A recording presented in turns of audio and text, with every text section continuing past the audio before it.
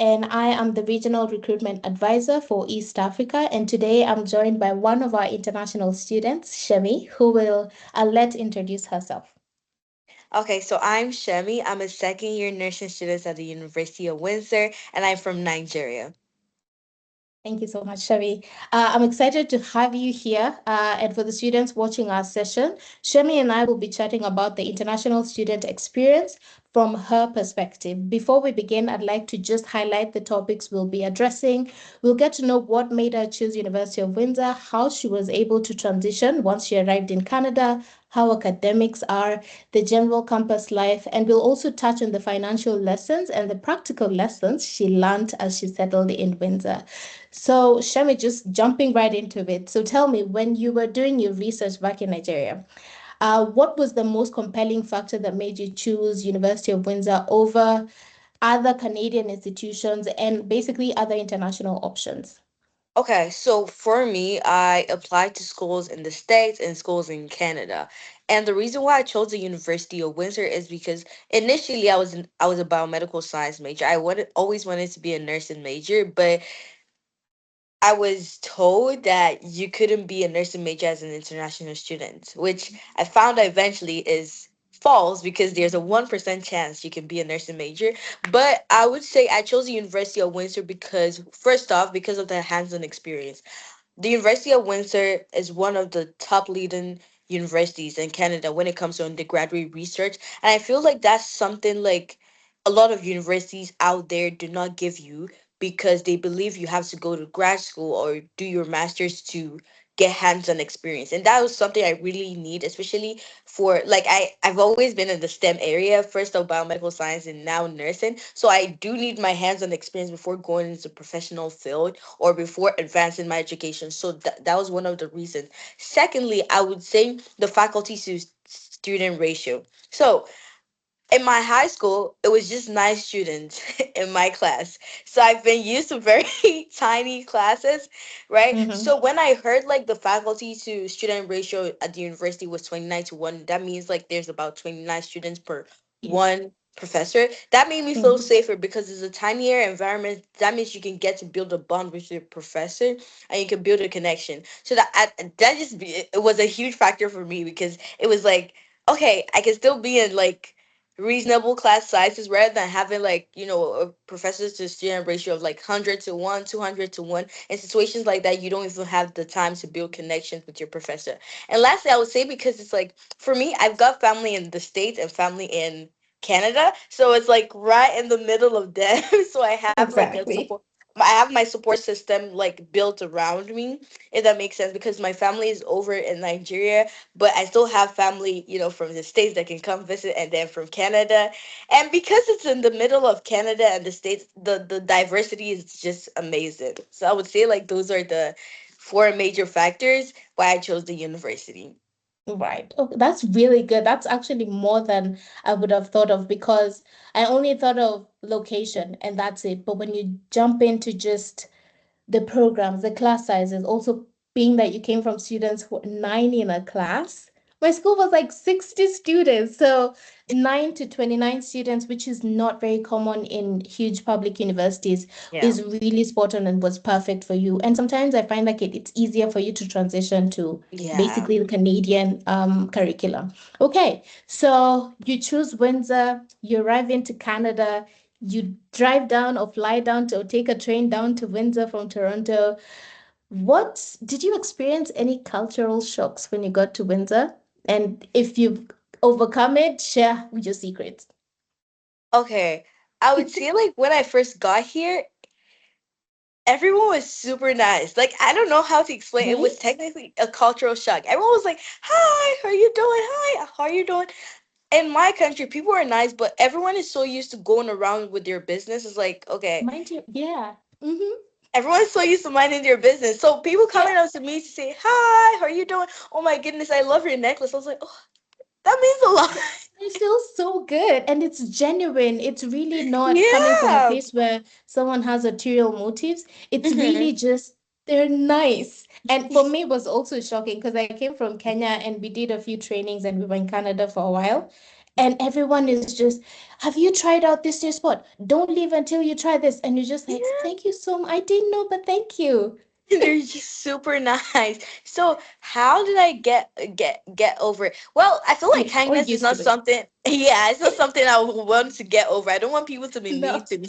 So I just like learned like I basically, because I'm in an environment filled with love, the love got to me, and now I express it too. So I'm usually so, oh, hi, how are you doing? Like it's, I Oh. didn't get over it. I guess I got used Yeah, to it. it rubbed onto you. Yeah, and I got to be part of it. So yeah. Okay. So now that, we're looking at students who are coming in 2026, the next intake will be like January, students will be coming in. And most people who've not traveled outside Africa have never experienced winter. What would you tell someone who's arriving in the middle of winter? What are the three most essential things that they should pack or they can buy once they get to Canada immediately?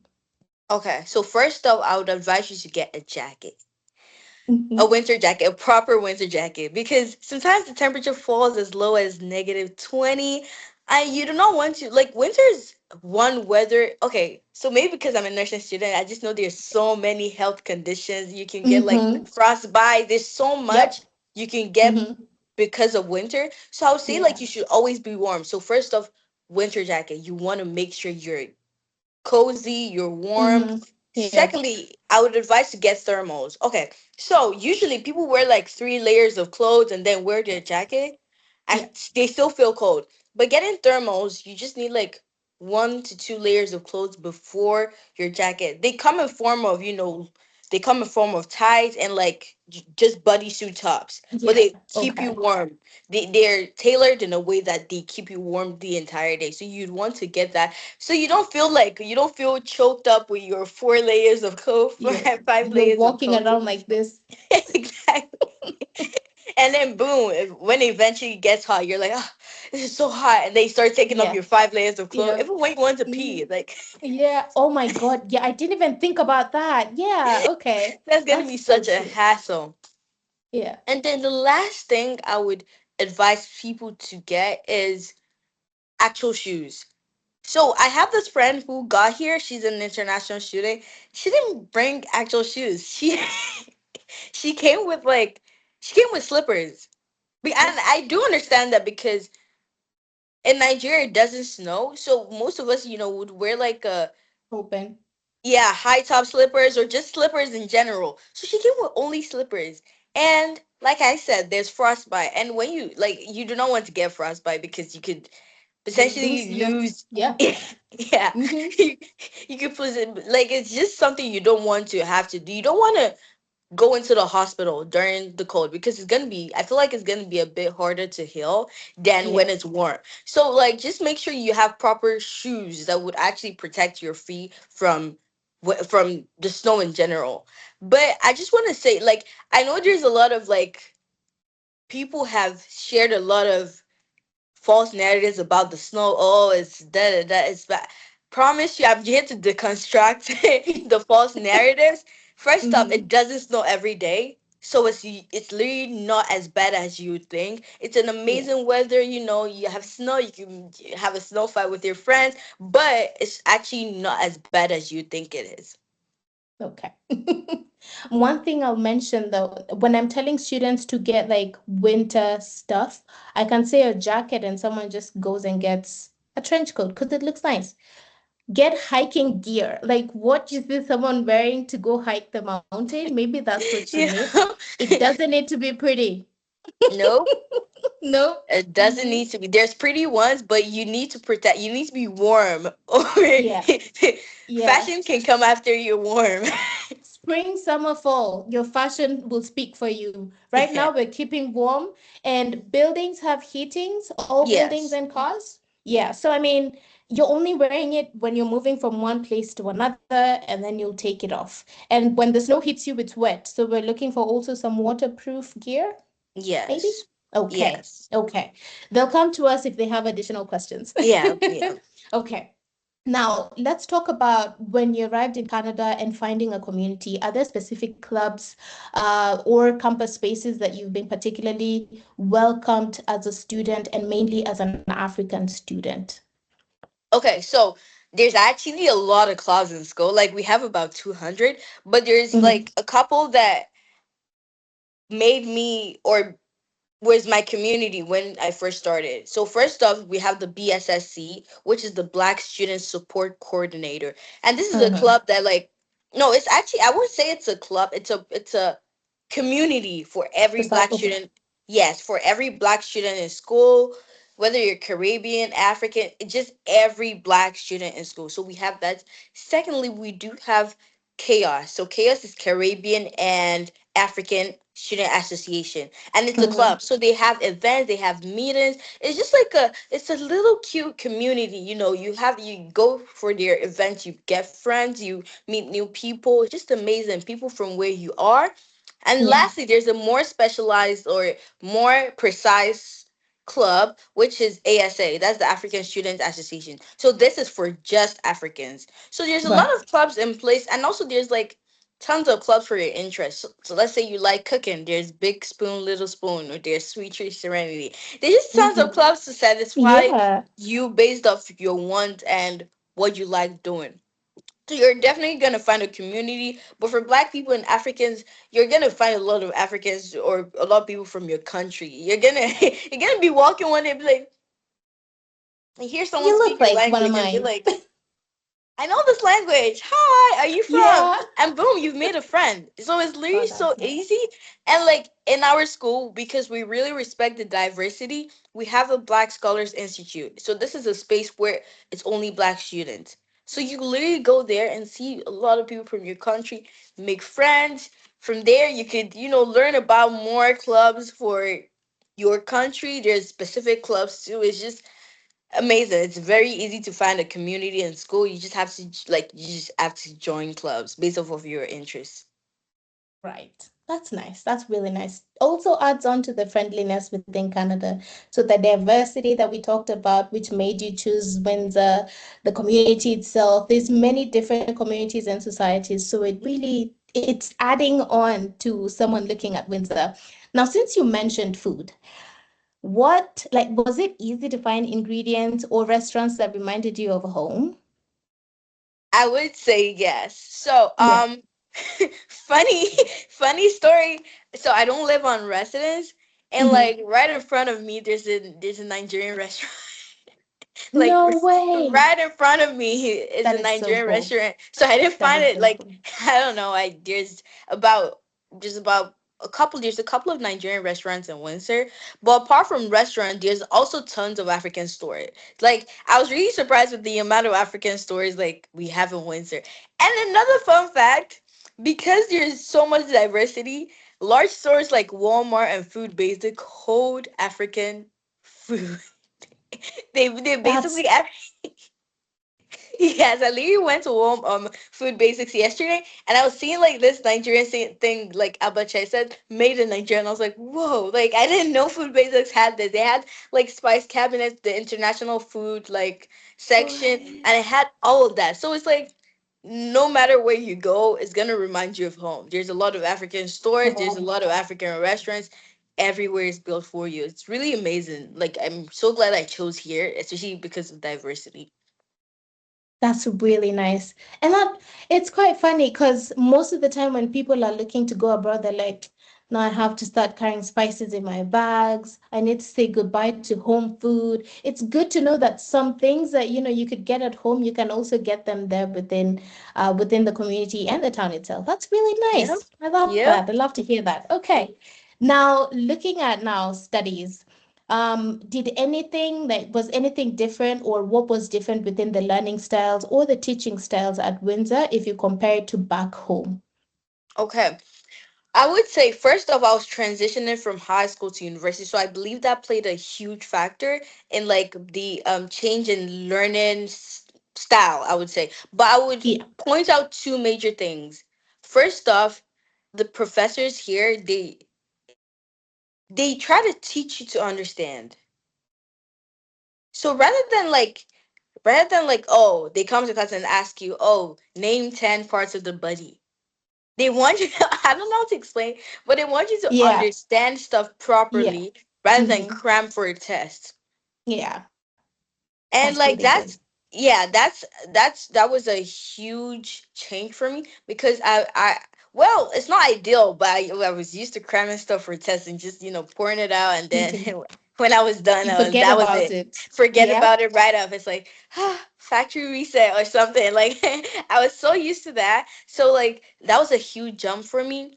I would say, secondly, it's a fast paced environment. It's university. You're transitioning from high school to university. You're gonna experience like, oh, it's not like your schedule isn't given to you. You pick your schedule, right? And it's like, Mm-hmm. oh, it's a lot of freedom. I finally get these off. But the university is such a fast paced environment that you don't know when time goes.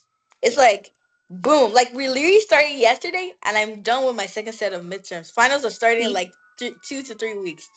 So I would Yeah. say like that was a huge like one for me. Oh, those two were huge ones for me. The change in learning style and like how fast paced the environment was. Like it's like boom, snip of a finger. Boom, you're in Yeah. finals. You're celebrating Christmas. You're like, oh, don't worry, I'm gonna do well second semester. And then Exactly. so you just got to be on top of your game, manage your time effectively. So those were the huge two ones, like two factors for me. Yeah. And other than class learning, is there anything else like group work or other things that contribute to your final semester? Like the Yes. final semester score, sorry. Okay, yes. So you do have okay, so you have a course sequence. You just go online, search for UWindsor, and then put your program. For example, UWindsor nursing, course sequence. So on there, you see all the courses you're gonna take to graduate. Sometimes Mm-hmm. they have space for like extra courses, but for my major and engineering, I'm pretty sure you don't have space for extra courses. So Yeah. on there, you see like you could basically like search up the course you're doing, and it explains to you what you're gonna be doing in that class. But 100% you're gonna do group work throughout your university journey. You just gotta be used to, or you have Yeah. to learn how to work with people, because not Yep. everyone is going to be like you, to be very honest. There's some people that like to wait last minute before they do their assignment. There's some people that like to do their assignment like the moment they get it. You just have to learn to work with that particular group of people you've been placed with. So you're going to do a lot of group work. For some majors, you do placements. Co-op, that's when you work and learn, and then clinicals for nursing majors, and then there's just so much you're gonna get done. There's so much coursework apart from your theory classes that you're gonna get done. All right, good. And now that we've talked about clinical placements, co-ops, and such, for someone who's looking to get involved in co-ops, internship, how would you advise them to prepare early in the program to make sure they're within the competitive place into the opportunity? Like they can get it, not guaranteed, but they put them in a really good place. Okay, so I'm gonna talk about clinicals and then co-op separately. I'm Yeah. gonna start with Mm-hmm. co-op. For co-op, Yeah. you want to make sure co-op is basically so you send your resume to Mm-hmm. people, companies, and then Yeah. they look at your resume amongst other students' resumes and then Mm-hmm. pick. So you're basically working while learning. For something like that, if you're gonna be sending your resume out, you need to make sure it's embedded with stuff. Mm-hmm. So for most people, co-op starts in second year. You have the entire Yeah. first year and then the second year, first semester to create your resume to be what you want or like what I like to think about is I like to imagine myself as an employer and just look through my resume and be like, Mm-hmm. is this worth me employing out of like a Yeah. thousand people? So you want to Mm-hmm. make sure you're engaging in stuff. A lot of people, are shy when they get here, but I promise you, there's no one the moment you start engaging in stuff, you're gonna be like, oh, this is actually so good. Like people are like, oh, I just want to focus on my academics, and that's totally fine. But engaging in like school activities would not stop you from like engaging with your books.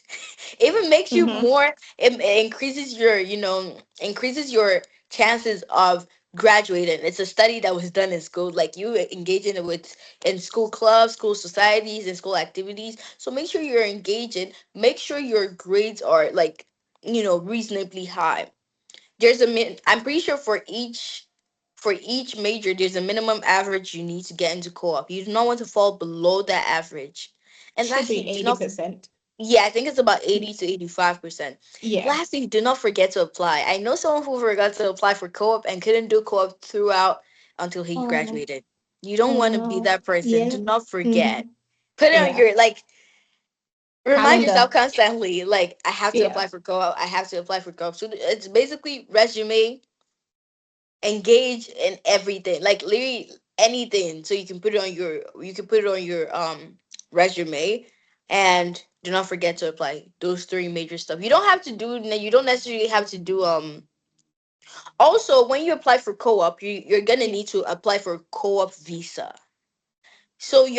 you have to get that done. I would advise that you apply for your co-op visa at least 180 days before you're gonna need it. So that's about Mm-hmm. 6 to 7 months. Right.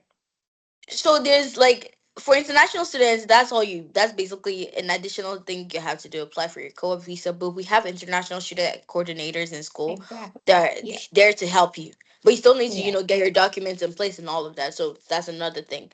Well, Yeah. for clinicals, you're gonna get tons of vaccines, a lot of vaccines. So Yeah. if you've gotten a couple of vaccines from back home, I would advise that you keep the documentation, because that was a mistake I made. You're gonna get vaccines, you're gonna do blood work, you're gonna do first aid, CPR. It's just a list of stuff that goes on Yeah. and on and on. Yeah. And if you fail to turn in these documents for your clinicals, you can do your clinicals. If you can't do your clinicals, you can graduate. They basically kick you out of the program. So you want to make Okay. sure, like, you have all your documents in place, because it was a hassle for me to get my documents in place. I literally filled my clinical, like, the preclinical requirement once, and then I had to turn it in again because I forgot to turn in a document, and then I passed. But you typically want to pass in the first try. Mm-hmm. Okay. All right. And just to mention to students, I know some, especially undergraduate students coming from high school, they've never done a professional CV, they've never done a professional interview. The international student coordinators also have facilities with the, I think, Career at Success, and Yes. they can help you do your professional CV. They do mock interviews just to prepare you on such. And when it comes to getting your documents, or rather the co-op visa, international student coordinators also always book appointments, even if it's your first semester. Just go to find out, okay, within my visa, what can I do? What can I not do? For the co op semester, what do I need to prepare for that visa? Help me so that I prepare. By the time you start applying for the visa, you have everything and you're not panicking. So that's really good. I'm happy I asked that question. Okay. Now, I'm thinking within your first semester, you had already spent some money, finished some money, reaching out, back Yeah. home. Send me some more. Could you share some of, like, an honest estimate of the cost of living, mainly of something that surprised you the most? And how did you budget? How do you budget for it now? I would say, like, apart from rent and Yeah. tuition Mm-hmm. can be quite high, but Yeah. it's very normal. I would Yeah. say food. Mm-hmm. Eating healthy, or like not eating, like, just chocolate all day, could be Yep. quite expensive. Mm-hmm. I would say. So how did I budget for it? Like, I used to. Okay, so what I do is I meal prep. So at the Okay. beginning of each week, I buy groceries, I go grocery shopping. That cost, I cook for just myself, and I buy, like, Yeah. 2 bags of chicken, I buy pepper, I always have rice at home. But that usually costs about $50 to $100. Okay. So I buy all that stuff, and then I come home to cook, because I used to eat out a lot, but I realized that wasn't You financially learn. wise. Mm-hmm. Well, Mm-hmm. I do advise you to eat out. You can eat out once a week, but I used to eat out almost every day, and that was the Girl, one of that was a bad girl. financial decision. Yep. And that's how we learn. That's how Yeah, we learn. and it wasn't healthy either. So I would say you're gonna be spending about, if you're not living on residence, you're gonna be spending about 300 to 400 to 500 each 6 weeks Mm-hmm. on groceries. Right. And there's a bus that takes students grocery shopping, right? Yeah, from on residence, there's a bus that Mm-hmm. takes them over to grocery shopping. But if you live off residence, you got to Right. figure out that yourself. But there's buses. I always take the buses. Okay. And it's prepaid within your incidental Yep, fees, right? yep, it Tell me is. It's how I've explained that to, sorry to cut you short. I've no, explained no. that to students, but tell me, as someone who experiences that, how does it work? You've paid for it within your fees, Okay, and so then basically there's two there the buses. Okay, so there's a grocery bus that goes on yes, residence, and then there's mm-hmm. the Windsor Regular, transit bus. yeah, mm-hmm. So the transit bus, you pay for that part of your tuition. They give you a The bus. card, yeah, I don't have yeah, mine on me right now, but yeah, they give you a bus pass. That yeah, bus pass, you need to have it every time you want to use the bus. You just tap, tap, tap. It's unlimited rides until the end of the yeah, school year, which is yeah, April or May, right? mm-hmm. But the grocery bus goes to residents every Tuesday and takes them to the grocery store. They pay Okay, that part of their residence fees, and it just takes mm-hmm. them to the grocery store and brings them back every Tuesday. And the reason why it specifically chooses Tuesday is because Canadian Superstar and Food Basics have a 10% discount for students on Got it. Tuesdays. So it wants to Mm-hmm. take them on the day they're gonna have that's just the wisest for in terms of finances and for students especially because they know we're not working full time yet. Yeah. Okay. Yeah, Okay. So there's always resources to support students. Always good yeah, to know that. always, always. Now, you've my last question was to ask you about transportation. You've mentioned the bus pass, cancel that. Now, final question.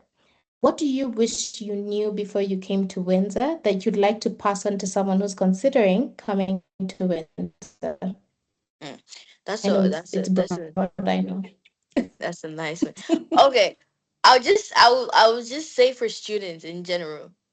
I'll just say for Mm-hmm. students in general. For me, one thing I wish I knew, like in general, leaving Nigeria and going to Canada or coming to Windsor is one thing I wish I had done back then is actually like engage with my community. So when I first got here, I was of the, or even back in Nigeria, it's usually like, oh, you have to focus on your academics. Like, you know, most of my life was curated around my academics. But when I got here, Yeah. I still had that idea of, oh, you have to focus on your academics. And I missed out on a lot of opportunities. Eventually when you're schooling, you want to just get a side hustle, a job or something, something by the side. And it was really hard for me to get a job initially because I didn't have any experiences. I hadn't engaged with my community of any sorts. I hadn't volunteered. I wasn't in any clubs and societies. I was just focused on my academics, academics, academics, academics. And when you're like Mm-hmm. just focused on one thing, like the slightest thing is gonna piss you off about it, like, oh, I got 89 rather than 90. Oh my days. Ugh, I Mm-hmm. feel so dumb. I feel so horrible and everything. So Yeah.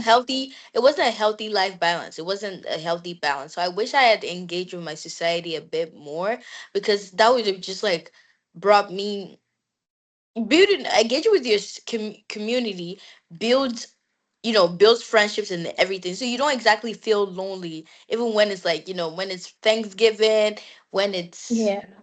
when it's Christmas. winter, Christmas, when all those breaks happen. Usually, a fun fact, I have a lot of Mm-hmm. East African friends, and like during they randomly just gather up together. That's one thing I really love about them. They rather Yeah. randomly gather up together, cook food, eat, and that's it. They randomly, on each person's birthday, they go out, they have food, they take pictures, and I really love that.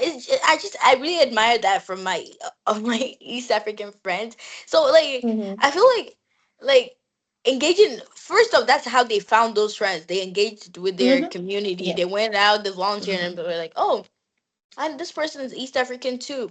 Let's become friends. Or this person is Yeah. this one too. Let's become friends. So just engage as much as possible with your community. You never know what opportunities you're gonna get, and you never know what Yeah. potential friendships you're gonna develop or build. Exactly. Thank you so much, Shami. You've given us so many jewels to think about. And for students who are considering Windsor, they can always reach out to us. Are you on Unibody as of now? Yes, I am.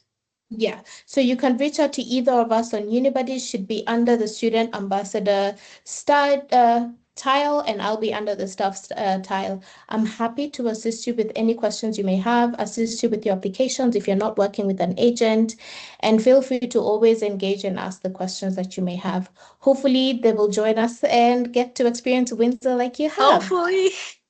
Thank you so much, Shami. I really appreciate your time. Enjoy Thank your you. day. And you too. All right. Bye, everyone.